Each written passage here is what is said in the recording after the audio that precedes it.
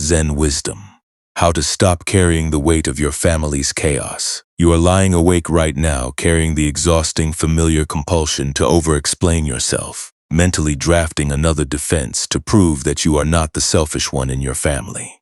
Perhaps an old household friction flared up again today, and because you have always been cast as the designated fixer or the convenient scapegoat, your mind is spinning in circles. You are replaying every accusation, searching for the exact combination of words that will finally make them understand your true motives. Your chest feels braced and physically tight, as if you were standing against a cold mountain wall expecting another wave of blame to land on your shoulders. The darkness in your room is quiet, settled, and cool. The faint, clean scent of cedarwood oil or drying herbs lingers near your bed, and the solid wooden frame supporting your mattress rests firmly against the floorboards, holding your body without asking you to justify your weight to anyone. Dear friend, this urge to constantly fix family drama and explain your boundaries is not a moral failing on your part. It is simply the weariness of a timber post that has tried to chase down the morning fog, believing that if it ran far enough through the mist, it could force the gray clouds to clear. You do not have to rebuild your family's dynamic tonight, nor do you need to craft a perfect speech to earn their understanding. Your core integrity is already intact, deep within your own quiet wood, and it requires no permission from the mountain to hold its ground. Tonight, you are invited to let the fog float past your knots, giving your tired shoulders permission to stop carrying the weight of their unresolved weather. A quiet, unexpected paradox sits at the heart of Buddhist wisdom regarding our oldest family ties. We often believe that if we love our relatives, we must step into every storm they create, acting as the permanent buffer for their chaos. Yet ancient reflection reminds us that endlessly defending your boundaries or trying to smooth over their self-made turbulence does not actually bring peace to the household. It merely keeps you entangled in the mist, spinning your wheels in mud that you did not pour. When you try to catch and reshape every cloud of blame that drifts across your ridge, you exhaust your own grain without ever clearing a single acre of their sky. The mind mistakenly insists that if you stop explaining your motives, you are accepting their false accusations as truth. It treats their misinterpretations as a fire that must be put out immediately, even if you burn your own fingers in the process. But a weathered cedar post set deep in mountain shale does not run after the morning fog to defend its position. The post does not argue with the mist, nor does it twist its grain to match the shifting vapors. It simply stays anchored in the cool earth, solid, upright, and quiet, allowing the fog to swirl around its bark and dissolve naturally when the sun rises over the ridge. Think of how much vital strength you have poured into defending your character against people who are determined to misunderstand you. You have held your breath while reading tense messages. You have rehearsed long explanations in the shower, trying to prove that your boundaries were reasonable and fair. Fighting this urge to fix them by getting angry at your own sensitivity only drives the nails deeper into your wood. What if, for these dark hours, we stop trying to manage the fog? What if we allow your spine to become like that cedar post, firmly anchored in shale, completely undisturbed by the gray vapor floating past your sides? Let your shoulder blades settle half an inch deeper into the mattress. Feel the firm, steady support beneath your lower back, taking the full weight of your spine without any effort from your stomach. Listen to the soft, steady rhythm of the night air moving through your room, cool and unhurried against your face. There is no need to regulate your breathing or force it to feel spiritual. Let it flow softly through your throat like a cool mountain breeze passing through open timber, light, unforced, and completely free to move at its own pace. Perhaps you have been assigned the role of the family scapegoat for decades, acting as the quiet lightning rod for every unspoken frustration in your household. In the tradition of Zen practice, we do not view your desire to pull back as coldness or betrayal. It is seen as the natural wisdom of a wooden post that has finally remembered where its roots belong. You do not need to construct a wall of anger to protect your peace tonight. You need only to allow your weight to settle deep into the shale, so that whatever wild weather rolls off the ridge can pass straight over you without shifting your alignment an inch. In a short while, We will walk up a windswept mountain meadow toward a high pasture boundary, where an old stonemason works with cedar posts and shale terraces. But right now, let your physical body rest in the simple safety of this room. The walls around you are solid, keeping out the cold drafts of the world, and the darkness here is not an enemy, but a quiet, neutral shelter that allows your overstimulated nervous system to power down. You do not have to solve your family's history before dawn. You do not have to fix your siblings, appease your parents, or justify your boundaries before you are allowed to sleep. Your right to exist in peace was never dependent on their approval. The human spirit can hold deep, quiet care for people while leaving their emotional confusion in their own hands. Let the tight band of muscle across your upper back loosen its grip. Let your lower jaw relax, creating a soft, cool space inside your mouth that lets your neck stretch out fully against the pillow. You are simply an exhausted traveler who has set down a heavy bag of wooden stakes that were meant for someone else's fence. As we drift deeper into the quiet night ahead, remember that your true nature is like a solid cedar post set in high mountain shale. It does not need to chase the fog to prove it marks the ridgeline. The mist can swirl around your knots, touch your weathered grain, and float away into the valley, leaving your wood dense, upright, and completely unmoved in the quiet dark.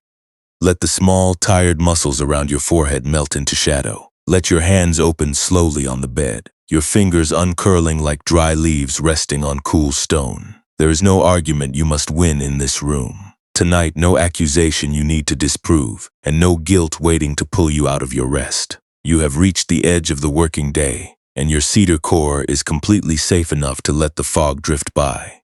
Up on a high windswept ridge where wild mountain grass whispered against ancient shale, a young stone builder named Ren sat on a cold stone terrace, staring at his blistered palms. The air smelled sharp and cold, carrying dry shale dust, crushed alpine herbs, and the damp chill of approaching rain. Below him, scattered across the lower slopes, lay the timber cottages of his family village. For as long as Ren could remember, every time a retaining wall collapsed or a drainage ditch overflowed in the valley, his brothers and cousins would point their fingers at him. They claimed he had laid the foundations poorly, or that he had chosen weak timber, or that his quiet nature was the reason the mountain soil slipped during heavy rains. Ren had spent his youth running endlessly down the steep mountain paths, carrying iron pry bars and heavy wooden stakes to patch every terrace his relatives neglected. He lived in a constant state of internal panic, over-explaining every decision, pleading with his elders to understand that he had not built the walls carelessly, and exhausting his body, trying to repair structures that his brothers continuously ruined through sheer neglect. He felt entirely responsible for the stability of the mountain, believing that if he could just construct one perfect wall, his family would finally stop blaming him for every mudslide that touched their yards. Higher up the ridgeline, where the grass gave way to raw gray rock, an old boundary mason named Master Jin was quietly resetting a high pasture line. Master Jin wore a thick indigo coat stiffened with dried peat and stone dust, his movements deliberate, unhurried, and deeply rooted. He was not repairing the village walls below, nor was he attempting to stop the rain from softening the soil. He was simply setting solid posts into the high shale to mark where the wild mountain pasture met the forest. Master Jin walked down the ridge toward Ren's bench, carrying an ancient weathered cedar post across his shoulder. The wood was dense, grayed by decades of alpine frost, notched with rusted iron staples where old sheep wire had once been strung. The old mason laid the heavy cedar post down in the dust near Ren's feet with a dull, solid thud. Ren looked up.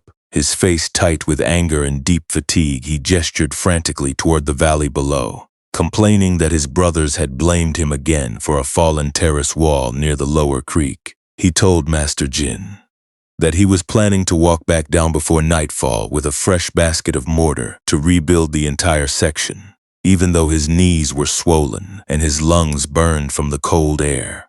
He asked why his family constantly made him the culprit for every stone that slipped in the valley, and how he could force them to see his true devotion to their safety. Master Jin listened silently, his dark eyes calm and clear beneath his brow. He did not offer pity, nor did he tell Ren to hurry down the path with his tools instead. He stepped toward the edge of the high ridge where the mountain grass ended, and a sheer slope of shale plummeted into the fog.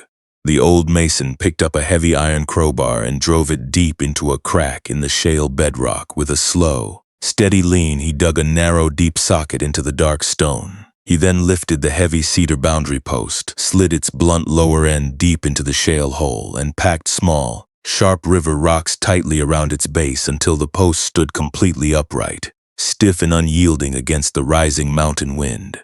Master Jin stepped back, wiping stone dust from his knuckles. He asked Ren to step forward and place his hand directly against the cedar bark. He instructed the young man to push against the post with all his remaining strength, and to notice what happened to his own body when he tried to move the timber. Ren leaned his full weight against the cedar post, shoving with his shoulders, grunting as his boots skidded against the loose shale. The cedar post did not budge. It held its vertical line deep in the mountain shale, dense, motionless, and completely unconcerned with the force Ren was exerting against its grain. The post did not push back, nor did it attempt to explain why it was standing on the ridge. It simply held its place in the stone. Then Master Jin gestured toward a thick bank of cold, gray mountain fog that was rolling up the valley from the lower creek. The heavy mist surged up the slope, wrapping around Ren's legs, swallowing the valley below, and completely covering the cedar post in a wet, blinding shroud. The old mason stood beside Ren in the freezing mist, his voice low and steady. He asked Ren if the cedar post was running down the slope to clear the fog. He asked if the wood was shouting through the mist to prove to the valley below that it was still standing upright on the ridge line. Ren stood silent in the blinding fog, his hand still resting on the rough, damp bark of the post. The wood beneath his fingers felt incredibly solid, dense and calm. The fog swirled around its knots, condensed into tiny clear water drops on its weathered grain, and drifted past into the high sky without altering a single fiber of the cedar. The post did not need the fog to clear to remain what it was. It did not need the valley below to see its strength to stay firmly rooted in the shale. Master Jin looked through the gray vapor at Ren's exhausted face. He told the young builder that his family's accusations and constant drama were nothing more than the mountain fog rolling off the lower creek. He explained that Ren had spent his entire life acting like a frantic traveler, trying to push the mist away with his bare hands, running himself ragged to clear a sky that belonged to the weather, while forgetting to anchor his own timber in the stone. Ren stared at the old cedar post as the wet wind whistled through its iron staples. A sudden quiet realization dropped into his chest, heavy and cold like a mountain stone falling into a deep well. He saw clearly how many years he had wasted trying to fix walls that his relatives were intent on breaking, and how much pain he had caused his own body by treating their false blame as a fire he was required to extinguish. Yet, as the fog grew thicker around them, darkening the high ridge as night approached, Ren still felt a quiet tremor of fear in his stomach. He saw the immobility of the cedar post, but he did not yet know how to stop his feet from running down the mountain path the moment his brothers called his name into the dark. This quiet scene on the high mountain pass does not ask you to close your heart to your family, nor does it demand that you become a cold, unfeeling block of stone toward those who share your blood. Buddhist wisdom has never been about turning yourself into a wall of ice to survive the cold weather of human relationships. It does not ask you to stop loving the people in your home, nor does it treat your natural sadness over being misunderstood as a foolish weakness that must be eradicated. Rather, it offers a gentle lantern that illuminates the exact place where our inner exhaustion is manufactured, showing us how we can remain deeply present to life without letting every passing storm uproot our spirit. When a harsh accusation lands in your lap, or when a family member projects their own unresolved pain onto your character, an initial sting naturally travels through your nerves. That original hurt is real, honest, and entirely human. It carries its own brief, sharp sorrow, much like the sudden impact of hail striking bare shoulders on an open ridge. Living alongside other complex, hurting human beings means that cold drafts will occasionally blow through your house. Feeling that initial ache when someone you care about misjudges your motives is simply a sign that your heart remains tender and alive. Yet look closely at what takes place inside your mind during the hours, days, and years after that initial word was spoken. This is where the true suffocating weight of our suffering takes root and multiplies. Driven by a desperate need to feel safe and recognized, our mind grabs hold of that passing cloud of blame and locks it inside our own ribcage. We lie awake in the dark, endlessly rehearsing arguments, rewriting past family conversations, and building elaborate mental cases to prove that we were not at fault.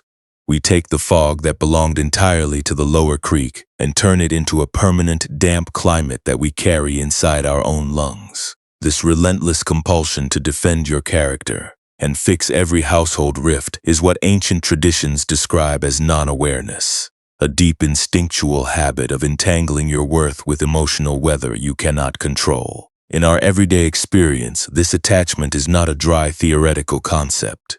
It is that tight, burning sensation in the pit of your stomach that insists you cannot be at peace until everyone in your family agrees on who you are. It is the exhausting demand that the mountain fog must vanish completely before you permit your feet to stop running down the trail. Consider what actually happens when you spend your nights trying to clear the valley's weather with your bare hands. The original conflict may have lasted only a few minutes. The unfair comment was spoken once, long ago. But by continually carrying that accusation into your bed, you bring the mountain storm inside your own room every single night. The original misjudgment was a single brief gust of wind across the ridge. The endless exhaustion, the tight chest, and the constant urge to over-explain yourself are the secondary weights created entirely by your own refusal to let the mist pass over your grain without grabbing it. Quiet reflection reveals that most of the heavy depletion crushing your chest tonight does not belong to your actual integrity. It belongs to the fog you are trying to catch. It belongs to the impossible, draining effort of trying to make a shifting cloud stay still so you can prove it holds no rain. The accusations thrown by hurt relatives are simply the restless vapors of their own internal terrain. Those vapors hold no power to alter the core density of your wood, and demanding that they see your true shape before you allow yourself to rest only keeps you shivering in their cold air. When we practice soft, spacious awareness, we are not trying to force our thoughts to stop, nor are we attempting to pretend that our family history never happened. Real awareness is simply the quiet, courageous choice to step back from the edge of the slope. It is the willingness to let an unfair comment sit in the fog where it fell, without picking it up and turning it into an iron staple driven into your own ribs. It is the capacity to notice the familiar wave of guilt rising in your chest and to say to yourself, I feel this old urge to defend my character, but I do not need to run down the mountain tonight to be safe. When you allow your hands to drop away from the heavy iron tools, a natural, deep relief begins to filter through your body. This is the quiet, comforting reality of impermanence made visible in your emotional life. Impermanence is not a grim reminder that everything fades away. It is the peaceful promise that no family drama can maintain its suffocating grip on your nerves if you stop feeding it with your own defensive energy. The accusations that feel so heavy and permanent right now are made of shifting, temporary mist.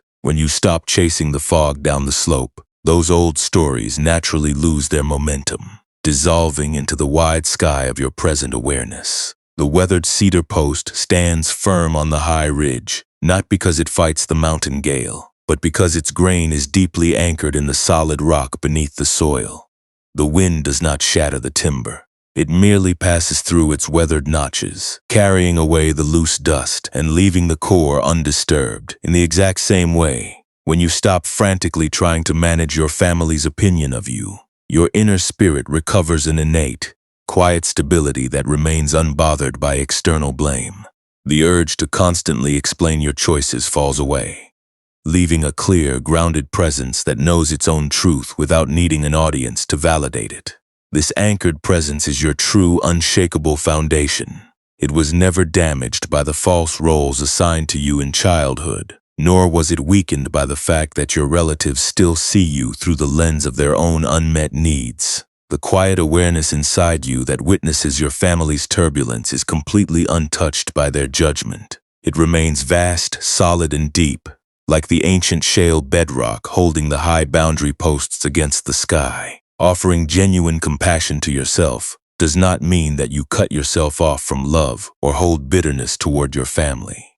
Real self-compassion is simply the willingness to occupy your own ground without asking for their permission. It is the quiet courage to say, "My family may continue to misunderstand my path, and their weather may remain wild and unpredictable, but my true home is this solid, quiet ground, and I am worthy of rest tonight regardless of their storm." Slowly, a deep, cool understanding begins to take root in your chest. You begin to see that stepping out of the family drama is not an act of selfish betrayal. It is the only way to offer the world a presence that is truly stable, clear, and free from reactive fear. Surrendering the impossible job of fixing their house is not a failure. It is the only path toward discovering the immovable peace that was always waiting within your own grain. As you lie here in the quiet sanctuary of your room, feeling the steady support beneath your back, you can begin to feel how close this anchored space really is. It does not require your relatives to change their minds, nor does it demand that old family wounds vanish overnight. It requires only a single moment of quiet surrender, a soft loosening of the muscles around your heart, allowing your core to hold its natural weight without rushing out to manage the fog. In a short while, we will practice a very simple way of grounding your spine in this solid rock within your own imagination. But even right now, as you listen to these soft words, notice how your lungs fill and empty without needing anyone's approval. Your breath moves quietly through the dark, steady, deep, and completely whole, exactly as it is now. If it feels comfortable for your body right now, allow your physical frame to adjust into a position of total ease against the mattress. There is no special way you need to lie, and no alignment you must force upon your joints. You might let your arms drop loosely beside your hips, or allow your hands to rest softly over your lower ribs, wherever your limbs feel most supported and unburdened. If your eyes are still open, perhaps you can let your eyelids close gently, inviting the dark shadows of the room to settle over your vision. Nothing in this room is asking for an impressive posture, and no effort is required of your nervous system tonight. Take a slow, quiet breath in through your nose, letting the cool air travel deep into your chest, and then let it slip out softly through your mouth, letting your spine settle into the mattress like a heavy wooden beam resting against cool, dark shale. You do not need to count your breathing or force it into an artificial rhythm. Simply allow your lungs to expand and release the way the high mountain pass breathes under the evening sky. Steady, natural, and completely unhurried with every quiet exhale. Perhaps you can feel a subtle softening in the muscles around your jaw, your neck, and the spaces between your shoulder blades. If a tight knot of family frustration remains in your chest, that is completely fine as well. You do not need to fight that tension or push it out of your body. Even noticing that old weight without judging yourself for carrying it is an act of deep, quiet restoration. As you lie here in the stillness, allow your mind to turn softly toward one specific family interaction that made you feel blamed, misunderstood, or compelled to defend yourself today. It might be an unfair comment that was directed at your choices, a familiar pattern of over-explaining your motives in a message, or a lingering guilt that you are not doing enough to fix someone else's household crisis. Do not try to solve that situation right now. And do not attempt to draft another defense. Simply let that familiar, aching memory sit quietly in the warm light of your awareness, like a cloud of mountain mist gathering over a dark valley. Perhaps you can give a very soft, silent name to what your mind is doing right now. You might whisper to yourself, "This is the feeling of trying to catch the fog." Or perhaps, "This is my spirit running down the mountain to fix a wall I did not break." By naming this internal pattern with a soft, non-judgmental voice, you step back from the urge to run down the slope. You begin to observe the impulse to defend yourself without letting it pull your feet out of the solid earth. Now, if it feels right, bring to your mind's eye the image of that weathered cedar boundary post from Master Jin's high pasture. See its gray, dense grain, shaped by decades of mountain wind, and notice the rusted iron staples where old wire once hung. Picture your own spine standing upright and solid like that cedar post, set deep into the cool, immovable shale of the high ridge. Feel how deeply anchored your core is in that stone bedrock, holding its vertical line without any effort or tension. Imagine taking that heavy family accusation, that exhausting urge to over-explain your life, and gently placing it into the center of that cedar boundary post. You do not need to crush the thought or burn it away. You simply allow that heavy cloud of family weather to touch the weathered bark of the post, trusting the dense wood to hold its ground while the story rests against its grain. Watch what happens in your imagination when you let the thought rest there. Picture a cold, thick mountain fog rolling silently up from the lower valley. The gray mist surges over the ridge, wrapping softly around the cedar post, covering its knots, its grain, and the rusted staples on its face. Notice how the cedar post remains completely motionless in the center of the mist. The gray fog swirls around its sides, condenses into tiny clear water drops against its bark, and then glides past into the wide, dark sky above the mountain. The cedar post does not reach out to grab the mist. It does not argue with the vapor, nor does it try to push the fog back down into the valley. It simply stands anchored in the deep shale, solid, quiet, and completely untouched by the moisture drifting through its air. If your mind strays back into its old habit of drafting explanations or worrying about what your relatives think of your boundaries, there is no need to feel frustrated with yourself. Your mind has been trying to protect your safety through over-explaining for a very long time, and old trails in the mind do not disappear in a single night. Whenever you catch yourself running down the slope again, simply notice that movement with a soft, forgiving heart. You can quietly say to yourself, "My feet are trying to chase the fog again," and then imagine stepping back onto the high ridge. You can return to this anchored cedar post whenever you are ready, as many times as you need tonight. There is no emotional test you must pass before you are allowed to fall asleep. You do not need to resolve every conflict in your family tree, nor do you need to convince your relatives that your boundaries are just before the morning comes. Healing your relationship with your family is not a dramatic, sudden victory where everyone finally agrees. It is a series of quiet, hidden moments where you choose to let the mist drift past your shoulders without running after it. Even a single breath spent standing firm in your own shale allows your nervous system to taste the quiet safety that lives beyond conflict. Feel the easy, natural movement of your chest continuing its silent work in the dark. Cool air fills your ribs, lifting your chest slightly, and flows out with a long, soft fall. The solid weight of your hips, your lower back, and your legs is completely held by the mattress beneath you. You do not need to hold up your family's house tonight. You do not need to prove your goodness to anyone in this dark room. The bed is holding you. The room is enclosing you. And the ancient shale beneath your house is strong enough to support your entire life without asking for a single explanation. In a short while, we will travel further along the mountain pass toward a drafty weaving loft, overlooking a foggy mountain notch, where a weary sister must learn what happens when we try to weave broken fiber into our own loom. But for now, allow yourself to remain right here in your bed. Let the cedar post stand quietly in the mountain shale. Let your hands remain soft and resting on the sheets, knowing that nothing needs to be explained, nothing needs to be fixed, and that your quiet core is completely safe enough to rest. Farther up the mountain pass, where cold air whistled through a narrow notch between two high cliffs, stood a drafty timber lodge.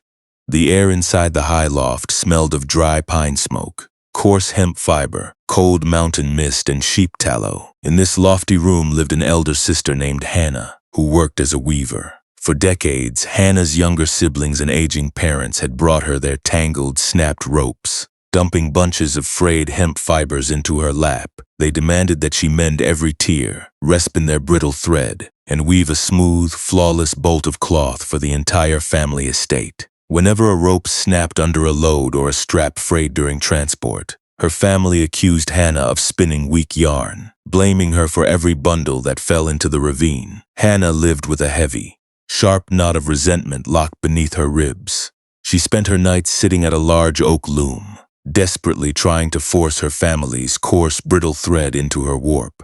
Her hands were raw, covered in deep cracks from pulling dry hemp fibers through the reed. She gripped a heavy, hand-carved wooden shuttle that was worn smooth by dry palms, using it like a weapon to force the chaotic threads into line. Whenever her family sent down another basket of broken, mud-stained fibers, Hannah would weep with anger, over-explaining her methods to the empty room. Yet she compulsively fed every broken strand into her machine, convinced that if she refused to mend their mess, the whole household would collapse into winter poverty. In the corner of the loft near a small iron brazier sat Mother Yasu, an old blind weaver who had spent 50 years at the high looms.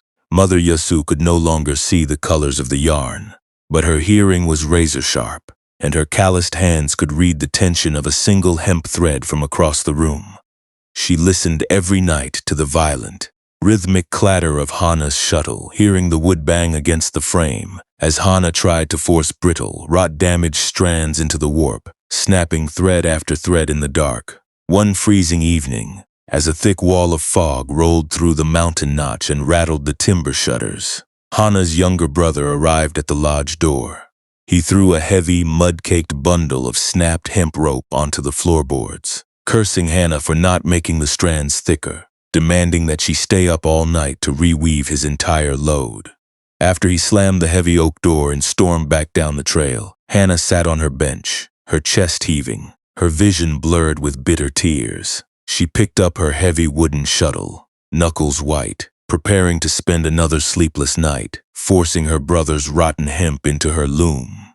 Before Hannah could throw the shuttle through the warp, Mother Yasu rose quietly from her stool. The blind elder walked slowly across the creaking floorboards, her dark indigo skirt brushing against the hemp scraps. She reached out her aged, spotted hand and placed her palm directly over Hannah's white knuckles, bringing the wooden shuttle to a complete halt in midair. Mother Yasu did not offer words of pity, nor did she curse the brother who had just left. Instead, she took the mud-stained bundle of snapped hemp from the floor and laid it across Hannah's bare lap. She then picked up a spool of fine, long staple flax thread that Hannah had spun for her own winter coat, setting it on the bench beside the rough hemp. The blind elder asked Hannah to close her eyes and take the heavy wooden shuttle in her right hand. She asked her to feel the difference between the thread she had spun for her own soul and the rotten, mud-soaked fiber her family had dumped on her knees. Hannah closed her eyes, her breath coming in jagged, shallow gasps. She touched the fine flax thread first. It felt smooth, long, cool, and strong, carrying a natural spring that yielded to the fingers without snapping. Then she touched her brother's matted hemp. The fiber was coarse, brittle, full of sharp burrs, stiffened by dried mud, and completely rotted from being left out in the winter rain.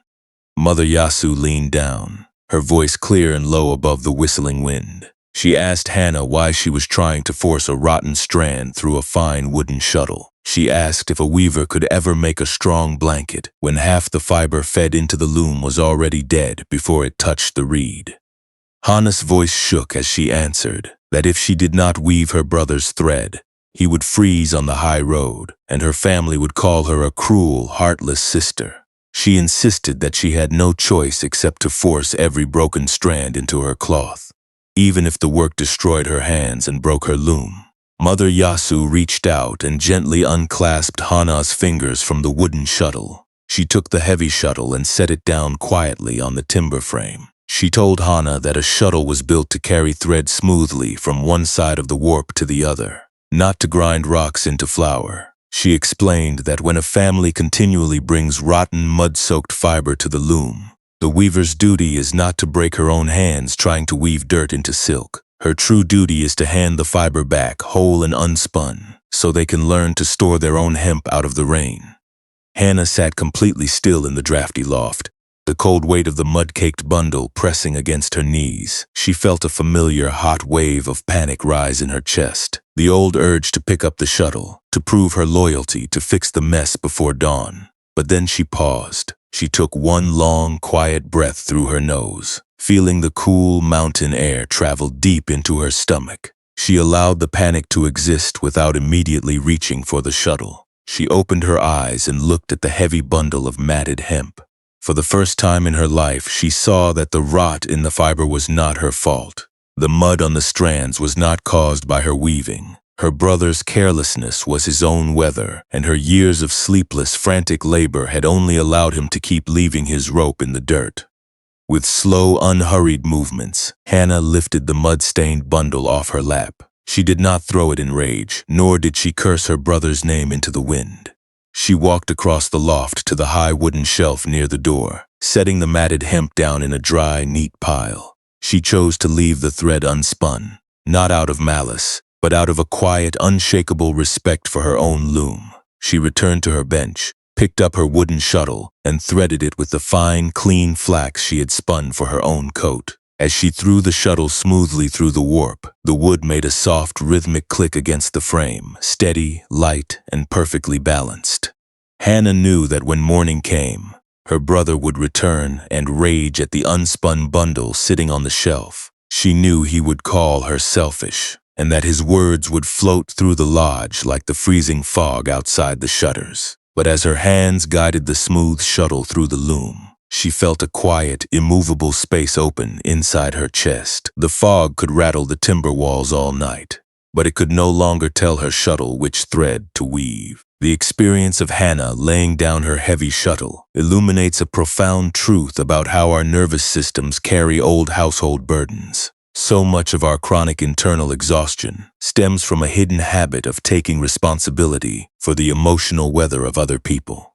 We turn ourselves into living boundary markers, standing on open ridges in high winds, believing that if we absorb every gust of blame or frustration, we are keeping the entire valley safe. We confuse our willingness to be battered with genuine devotion. This instinct to manage another person's chaotic inner climate is usually rooted in a fear of uncertainty and abandonment. When someone in our family or social circle enters a state of distress, their instability feels like an immediate threat to our own foundation.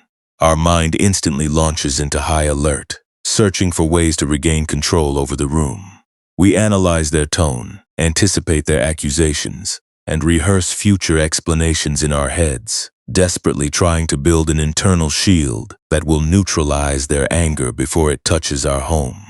We convince ourselves that if we can just fix their mood for them, we can restore safety to our shared world. Yet this habit of fixing foreign pain is a subtle form of self-judgment disguised as loyalty. When you constantly sacrifice your own peace to soothe someone else's volatility, you are quietly telling your own heart that its baseline well-being does not matter. You begin to define your purpose entirely through your ability to resolve the emotional emergencies around you, turning absorbed suffering into a permanent identity. You stop viewing yourself as a complete, independent spirit who deserves quiet ground, and begin seeing yourself as an emergency post whose only job is to collect foreign mudslides until your own wood splits apart. Buddhist teaching offers us a clear, gentle way to unspool this habit without closing our hearts to the world. It asks us to look closely at the vital difference between the natural friction life brings and the heavy secondary weight our own minds construct through resistance. Human existence brings inevitable moments of relational collision. Family members will experience grief, express unfair anger, or walk through periods of deep confusion. When you stand near someone who is struggling, the cold mist of their storm will naturally touch your skin. That initial chill is a normal condition of living among other feeling beings. However, the agonizing, sleepless depletion that keeps your chest tight at midnight is not that initial touch of rain. It is the extra weight created by your mind's decision to trap that mist inside your own timber. It is like a shepherd who notices a sudden mountain frost touching his neighbor's pasture, and out of sheer panic, runs out with an armful of dry cedar posts, driving them frantically into his own yard while wrapping his chest tightly in wet hemp rope, shivering uncontrollably in the freezing mud, binding his ribs and freezing his skin, creating a secondary agony entirely through his own resistance to the season. The mountain frost is the primary condition of the weather. The tight, ice-soaked hemp wrapped around his own lungs is the secondary suffering created entirely by his refusal to let the pasture be cold. Peace does not arrive when you somehow invent a way to banish every frost from the ridge. True freedom begins the very second you unwind the wet hemp from your chest, lay it down on the dry floorboards, and realize that your standing frame was never meant to act as a heating stove for the entire mountain. The neighbor's field must learn to endure the cold in its own soil. You can hold a warm lantern on the porch to offer them light, but binding your own lungs in wet rope does not warm a single blade of grass on their slope. Consider how much of your daily exhaustion comes from attempting to fix things that were never yours to manage. We absorb the accusations of others because we falsely believe that their pain is a problem we are required to solve. But another person's emotional storm is their own inner terrain, their own process of learning how to navigate the wilderness of their heart. When you constantly step into their mudslides to stop the earth from moving, or try to swallow their current into your own vessel, you deprive them of the very experience they need to discover their own grounding. When you surrender the impossible task of managing another person's inner climate, an immense weight lifts from your chest. The muscles along your spine, which have been locked tight for years to brace against impact, can finally begin to soften. Your lungs find room to expand fully, drawing in cool, clean air that belongs entirely to your own life. You begin to realize that holding a loving boundary is not an act of cruelty or selfishness. It is the highest form of respect you can offer to both yourself and the people you care about. You are permitted to be a person who offers deep, sincere warmth, without allowing your own inner sanctuary to be flooded. Your capacity for love was never meant to be measured by how much mud you can trap in your grain. You do not need to earn your right to a peaceful night by taking on the burdens of everyone who crosses your path. You were created as a solid cedar boundary post, designed to hold your line in the deep shale without running down the slope after the fog. As you lie here in the dark, watching your breath move quietly through your chest, notice when your mind attempts to pull you back into its old habits of over-explaining. It might whisper that you are forgetting someone's pain, or that you need to figure out how to defend your character before tomorrow comes. Observe that thought with soft, unhurried presence. You do not need to fight the thought, nor do you need to follow where it leads. You can simply view it as a dry pine needle floating past on a cold mountain breeze, carrying no power to disturb the deep, quiet bedrock resting far beneath your bed. This wisdom of laying down the rotten hemp and standing like an anchored cedar post in deep shale is not a distant mountain idea. It belongs directly inside the sharp, cluttered frictions of your modern routine. It finds its truest value during those quiet hours when the mind starts picking up its old iron tools to defend your character or fix a family storm. Consider how easily this pattern unfolds on a completely ordinary evening. You sit on the edge of your couch waiting for a reply to a message you sent hours ago to a relative or partner who felt distant. Instantly, an electric wave of panic shoots through your arms. You find yourself repeatedly tapping the glass of your screen, checking for reassurance, searching for a single sign that their internal weather has shifted back toward clear skies. You feel a frantic, desperate urge to type out long paragraphs of self-defense, to over-explain your motives, or to apologize for boundaries you had every right to set, believing that if you can just control their reaction, you will finally be allowed to breathe again. In that exact moment, when your thumb hovers above the cold screen with a pounding chest, you are standing on the high ridge reaching for the heavy crowbar. The mind screams that running down the slope into their fog is the only way to stay safe.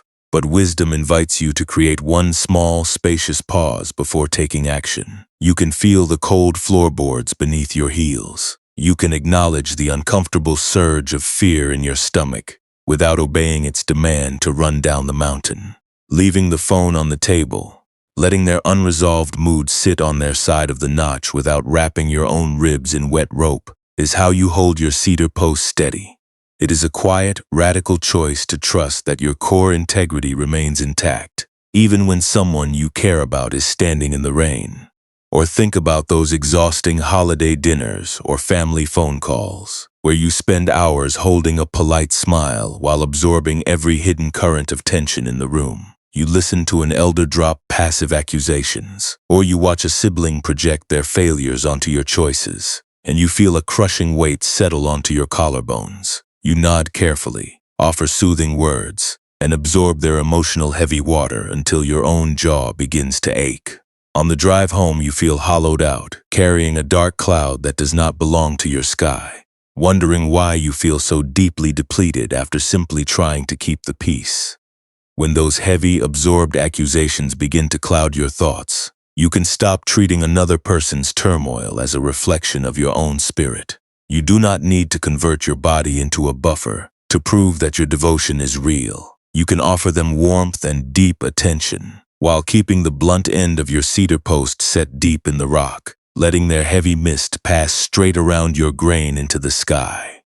You can love someone deeply while allowing them the space to walk through their own winter, without taking off your warm coat to freeze alongside them. Notice too how often you punish yourself for wanting quiet rest. You finish a long, demanding day where you have spent every hour managing other people's expectations. Yet the moment you lie down on your bed, a sharp voice of guilt whispers in the dark. It tells you that you are falling behind in life, that you have not earned the right to be still, or that there is still a household crisis somewhere in the valley that requires your intervention. It treats your fatigue as a character flaw, insisting that a truly good person would keep weaving broken fiber until they collapse. Yet the cedar boundary post standing on the high ridge does not ask permission from the storm to remain motionless in the shale.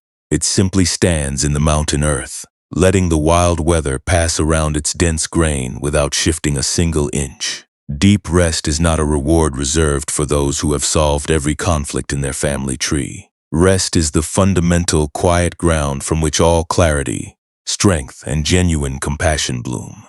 Giving yourself total permission to lie completely flat in this dark room tonight, without solving a single person's crisis, is how you honor the unyielding core within your own spine. Living this path in modern life does not require you to cut ties with the people you love or abandon your responsibilities. It shows up in the quietest, simplest moments of your day. It is taking one slow, steady breath before responding to an accusatory tone. It is choosing not to replay a past argument 500 times in your mind before sleep. It is the brave, quiet realization that a fearful thought is merely a passing drift of gray mist, carrying no power to bend your wood unless you choose to trap it inside your ribs. You do not need to become a cold, unfeeling monument by tomorrow morning. The Zen path is not about building an impenetrable wall around your heart to keep the world out. It is simply about unhooking your fingers from that heavy, mud-stained bundle of hemp that you have carried out of habit for far too long. It is learning to recognize the instant your shoulders brace against a storm, and gently reminding yourself that you can remain wide open without running down the slope after the fog. When you practice caring for others without gripping their pain so tightly, your relationships transform into something deeply spacious, honest, and free. You can stand beside a struggling relative with a steady, unshakable warmth, offering them a quiet sanctuary because your own internal vessel is not flooded. You allow people the dignity of their own emotional weather, knowing that their storms do not define your light. You step out of the exhausting role of the constant fixer, entering the world as a clear, grounded presence that brings peace simply by standing firm in the shale. As these late hours settle softly around your home right now, allow these simple truths to cool the remaining heat in your mind. You have carried enough wooden stakes up the slippery mountain paths. You have held the heavy iron tools in enough cold drafts. The working day, with its endless emotional demands, its sudden family tensions, and its heavy atmospheres, has fully retreated into the dark. The night has opened a vast, peaceful shelter around your bed, giving you a quiet space where no weight needs to be held, no storm needs to be stored, and no defense needs to be spoken.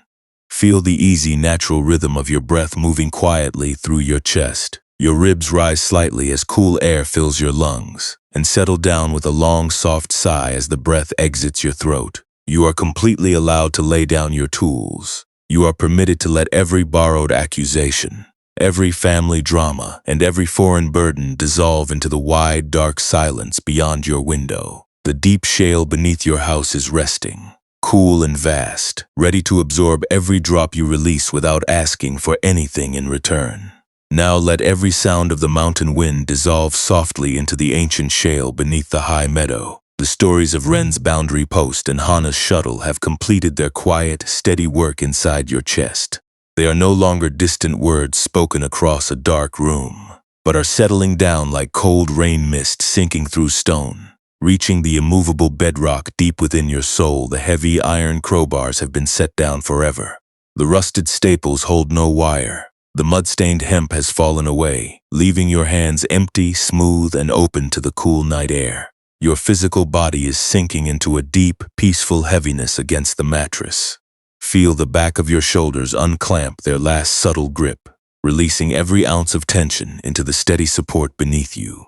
Your eyelids feel heavy, smooth, and resting in complete darkness, as if a cool alpine mist had washed away every trace of vigilance from behind your brow. The small muscles around your jaw drop open, leaving a soft space inside your mouth that allows your throat to feel broad, open, and clear, like a solid cedar post standing on an empty ridge. Every breath moving through your chest is becoming slower, lighter, and almost silent. A soft intake of air arrives, lifting your ribs like a gentle night breeze passing through high meadow grass, and then glides out like fog drifting over cold stone. Inhale, slow and spacious. Exhale, long, quiet, and weightless. You are not trying to manage the air moving through your lungs. You are simply allowing your body to breathe the way a mountain pass rests, steady, unforced, and completely whole in the dark. Picture a single cedar boundary post standing motionless on a high mountain ridge at midnight. A soft, cold night fog rolls steadily through the dark notch above, touching the weathered gray grain of the timber. The mist wraps around the wood, glides past its knots without stopping for a single second, and drifts cleanly out into the vast open sky above the valley. The post does not bend under the weight of the vapor. It does not swell, crack, or chase the fog down the slope. It simply stands in the quiet dark, dense, upright, and completely unmoved, while the mountain weather returns naturally to the sea below. Inside your own chest, that same solid, anchored presence is opening wide. The heavy, matted bundle of family obligations that you carried for so long has fallen away completely. It has dropped onto the cold shelf of the past, leaving your spirit light, spacious, and free to breathe without a single strand binding your ribs. You do not need to look down the trail to see who is climbing the mountain. You do not need to brace your chest against the next storm. The quiet night has opened its vast arms around your bed, and the deep shale beneath your house is ready to hold whatever falls, leaving your heart entirely unburdened in the dark. Feel the profound, cool stillness spreading through your arms and hands. Feel your wrists resting motionless on the fabric of your sheets, your fingers completely uncurled and soft. There are no heavy stakes to drive across these late hours, no foreign accusations to store in your stomach, and no emotional debts to settle before dawn arrives. You have returned to the solid, unshakable sanctuary of your own true alignment. Give your mind total permission to drop its vigilance tonight. You do not have to solve the conflicts of the people you love before morning comes. You do not need to figure out how to clear the fog from the valley. Those heavy storms belong to the wider sky, and you are resting far inside the quiet ridge now, where no mist is trapped, no defense is spoken, and no proof of devotion is required beyond your own peaceful presence. If a quiet ripple of worry stirs in your thoughts, let it be like a single water drop touching the outer bark of the cedar, sliding down the gray wood and vanishing into the shale below. You do not need to capture the drop in your palm. You do not need to build a wall around its splash. You can simply let it glide away into the silent earth, leaving your solid core perfectly still, perfectly safe, and completely untouched. The night has built a quiet room around your sleep, protecting your weary bones from the noise of the world. Tomorrow will arrive in its own time, bringing its own weather and its own simple paths. But tonight belongs entirely to stillness. Tonight is a sacred, unhurried space where your heart is granted total permission to lay down its heavy tools, unclamp its tired joints, and sink into the vast, restorative depths of unburdened rest. You are safe here in the anchored quiet. Your heart knows how to beat without carrying foreign storms. Your lungs know how to breathe without holding the air. Your spirit knows how to heal itself when the mind finally drops the heavy shuttle and allows the mountain fog to pass harmlessly into the dark sky.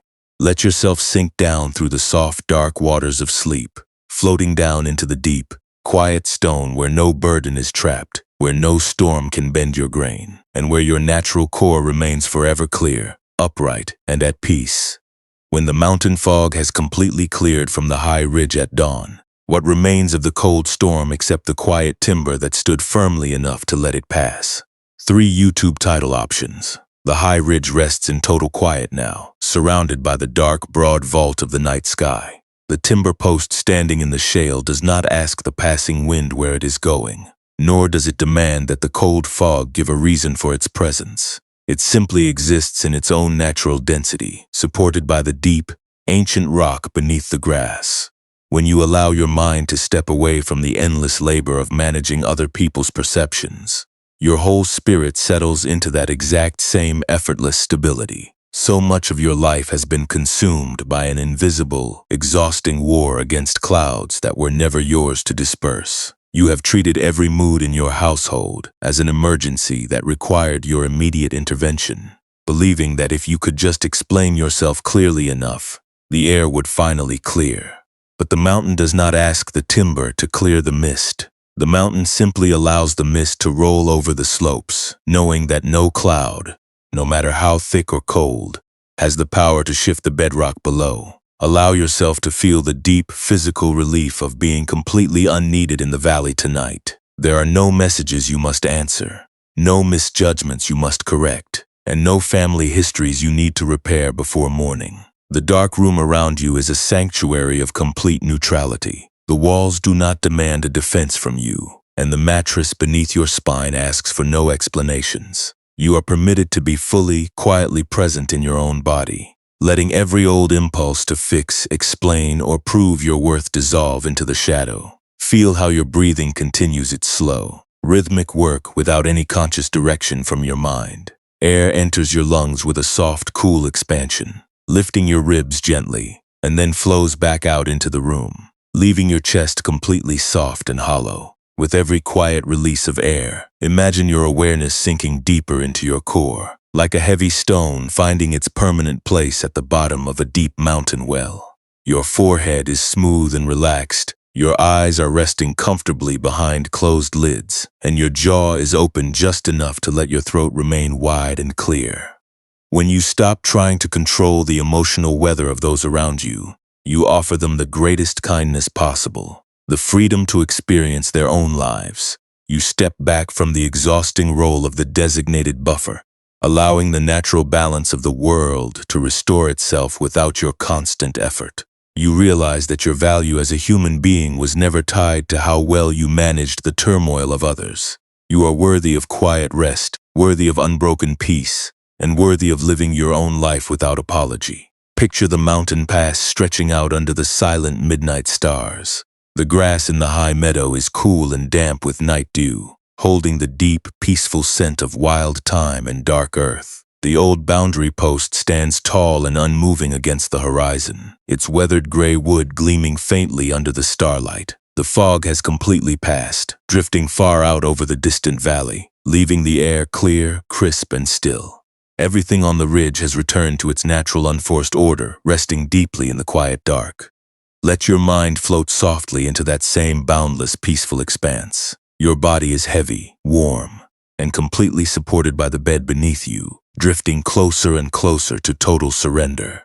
There is nothing left for you to do tonight, nowhere else you need to be, and no burden you need to carry into tomorrow. The quiet night holds you safely in its arms, offering a deep, unbroken shelter where your spirit can finally drop its tools and rest. Sinking down now, softly and effortlessly, into the deep, dark sanctuary of sleep, floating down into the quiet bedrock where no explanation is needed, where no accusation can reach, and where your true core rests forever calm, grounded, and profoundly at peace.